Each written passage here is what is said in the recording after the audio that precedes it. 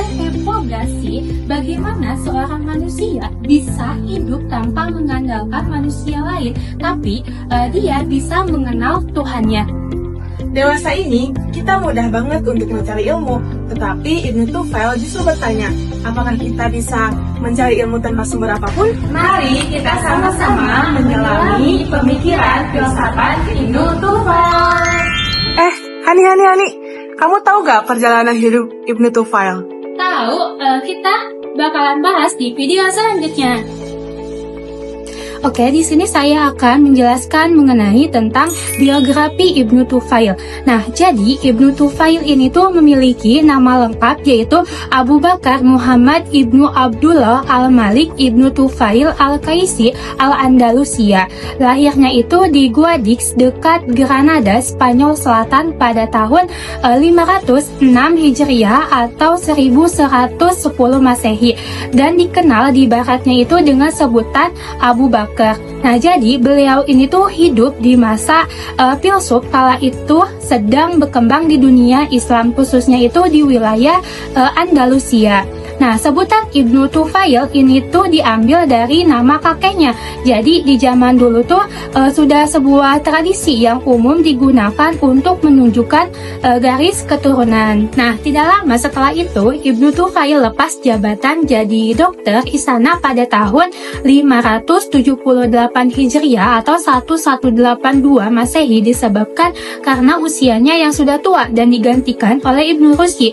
Beliau itu wafat pada tahun 581 Hijriah atau 1185 Masehi di Marrakesh, Maroko, dan juga dimakamkan di sana dengan layak.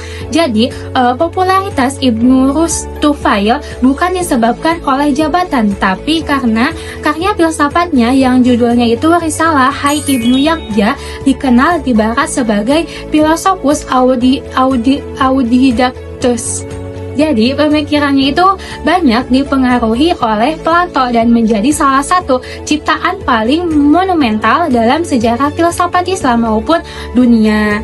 Oke, selanjutnya saya akan membahas mengenai tentang sebuah karya Ibnu Tufail. Nah, seperti yang tadi saya sebutkan bahwa Ibnu Tufail ini tuh dikenal dengan salah satu karyanya yang paling fenomenal yang judulnya itu Risalah Hai Ibnu Yaqya fi Asro al-Hikmah al-Masirikiyah. Jadi, buku ini tuh bukan cuman buku sastra biasa, tapi sebuah buku yang menyampaikan gagasan filosofis. Jadi, dalam buku ini Ibnu Tufail waktu itu menulis sebuah kisah anak kecil yang namanya itu Hai, yang diciptakan dari tanah yang tumbuhnya itu di sebuah pulau terpencil dan hanya dibesarkan oleh satu rusa, jadi tidak punya ayah ataupun ibu.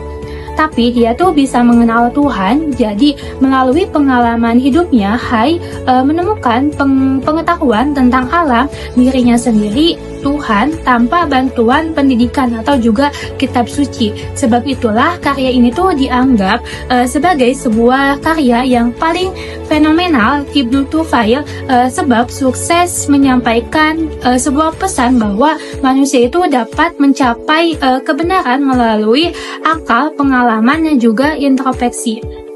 Tesopi. Ya. Kamu tahu gak kalau pemikiran Ibnu Tufail kayak gimana? Oh, kamu juga kepo tentang itu. Nih aku bahas. Yang pertama, pemikiran filsafat Ibnu Tufail tentang dunia. Ibnu Tufail membahas perdebatan tentang apakah dunia bersifat kekal atau diciptakan dari ketiadaan.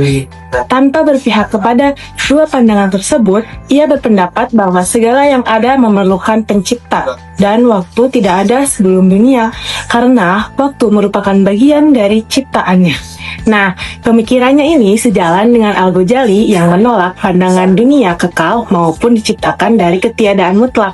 Yang kedua, pemikiran filsafat Ibnu Tufail tentang Tuhan. Ibnu Tufail menegaskan bahwa Tuhan adalah pencipta imaterial yang tidak dapat dijangkau oleh panca indera ataupun imajinasi. Mengikuti Ibnu Sina, ia membedakan kekekalan esensi dan kekekalan waktu. Tuhan mendahului dunia secara esensi, bukan waktu. Hubungan Tuhan dan dunia diibaratkan seperti tangan yang menggerakkan benda. Gerak benda bergantung pada tangan, tetapi bukan lebih dulu dalam waktu, melainkan dalam esensinya. Yang ketiga, pemikiran Ibnu Tufail tentang epistemologi pengetahuan. Menurut Ibnu Tufail, jiwa manusia sejak awal memiliki potensi pengetahuan ilahi, tetapi memerlukan pemikiran jernih untuk menyikapinya. Pengetahuan diperoleh melalui pengalaman indrawi, akal rasional, dan intuisi spiritual sebagai tingkat tertinggi. Pada akhirnya, pengetahuan sejati bukan berasal dari logika atau pengalaman semata, melainkan dari pengalaman rohani langsung atau ekstasi, ketika jiwa menyatu dengan cahaya Tuhan. Bagi Ibnu Tufail, pengetahuan hakiki adalah kesadaran akan Tuhan itu sendiri. Yang keempat, pemikiran Ibnu Tufail tentang etika dan akhlak. Ibnu Tufail memandang manusia terdiri dari tubuh, jiwa hewani, dan esensi rohani. Kesempurnaan moral dicapai dengan menyeimbangkan ketiganya, memenuhi kebutuhan dasar seperti hewan, meneladani benda langit dalam keteraturan dan perlindungan pada Tuhan, serta meniru sifat-sifat Tuhan seperti ilmu, kebijaksanaan, dan kasih sayang. Tujuan akhir etika adalah penyucian jiwa dan kedekatan dengan Tuhan, sehingga manusia bertindak bukan demi diri sendiri, melainkan karena dan untuk Tuhan. Dan yang terakhir adalah pemikiran Ibnu Tufail tentang tujuan pendidikan. Menurut Ibnu Tufail, pendidikan bertujuan menyempurnakan manusia secara akal, moral, dan spiritual. Pendidikan tidak hanya untuk menguasai ilmu lahiriah, tetapi untuk menemukan kebenaran tentang Tuhan, alam, dan diri sendiri melalui proses berpikir, mengamati, dan merenung hingga mencapai ma'rifat. Pendidikan harus membentuk manusia yang bermoral, bertauhid, dan bermanfaat bagi lingkungannya, sebagai perjalanan dari pengetahuan menuju kebijaksanaan dan kesempurnaan. Jadi kesimpulannya, pemikiran Ibnu Tufail mengajarkan kita bahwa akal dan juga iman bukanlah dua hal yang bertentangan, melainkan dua jalan yang saling menguatkan dalam pencarian kebenaran. Di Universitas Islam Nusantara, yuk kita belajar tentang hal-hal ini bersama-sama. Nah, mungkin itu saja pembahasan yang bisa kami sampaikan. Terima kasih, sampai jumpa di video selanjutnya.